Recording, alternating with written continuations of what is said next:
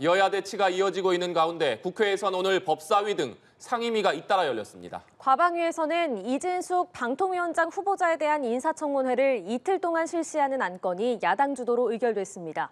국회로 가봅니다. 박현우 기자. 네, 국회 과방위에서는 이진숙 방통위원장 후보자에 대한 인사청문회 일정이 확정됐습니다. 민주당은 이 후보자에 대한 청문회를 오는 24일과 25일 이틀간 진행하자고 주장했고, 여당은 여야 합의가 전제되지 않은 청문회 일정은 전례가 없다면서 반발했는데요. 최민희 과방위원장이 표결에 붙였고 찬성 13명, 반대 6명으로 야당 안대로 의결됐습니다. 오전 열린 환노위 소위에서는 파업 노동자에 대한 기업의 손해배상 청구 제한 등 내용을 담고 있는 이른바 노란봉투법도 야당 주도로 통과해 전체 회의에 회부됐습니다. 민주당은 조금 전 시작한 법사위에서는 이원석 검찰총장 등을 탄핵 청원 청문회 증인으로 채택한다는 계획인데요. 그에 앞서 여야 법사위원들은 청문회 증인 채택을 두고 찬반 토론을 진행하고 있습니다. 오늘 국회에서는 이 밖에도 강민수 국세청장 후보자에 대한 인사청문회가 기재위에서 진행 중이고요. 행안위에서는 야당이 주도하는 이른바 민생지원금 지급을 위한 법률의 입법공청회가 열리고 있습니다. 이런 가운데 여야 원내대표는 국회의장 주재로 조금 전 마주 앉았습니다. 22대 국회 개원 일정 등 의사 일정이 논의될 것으로 보이는데, 추 원내대표는 오전 회의에서 연금개혁 여야정 협의체와 세제 개편 등 민생 관련 논의를 야당에 제안했고요.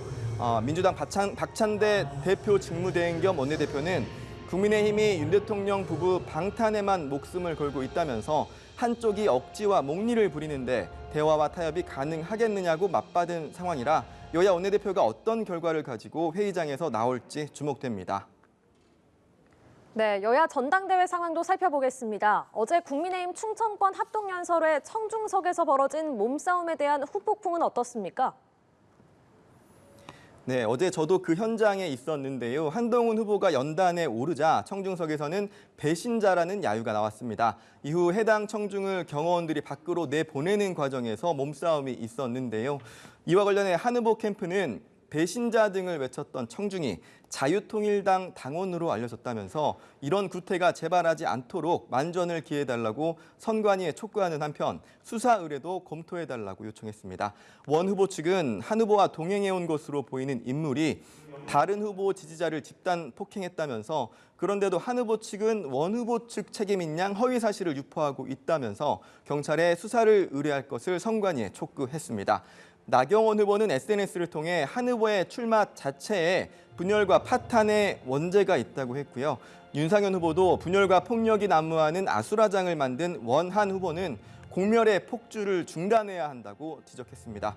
이런 가운데 네 후보는 오늘 밤 방송 토론회에서 맞붙는데요. 한 후보의 법무부 장관 시절 여론조성팀, 댓글팀 등 의혹을 두고 난타전이 예상되는데, 이와 관련해 야당도 사실이라면 최악의 국정농단이자 국기문란, 중대 범죄라며 수사를 통해 나아가 특검을 통해서라도 실체적 진실을 밝혀야 한다고 공세 수위를 끌어올리는 모습입니다.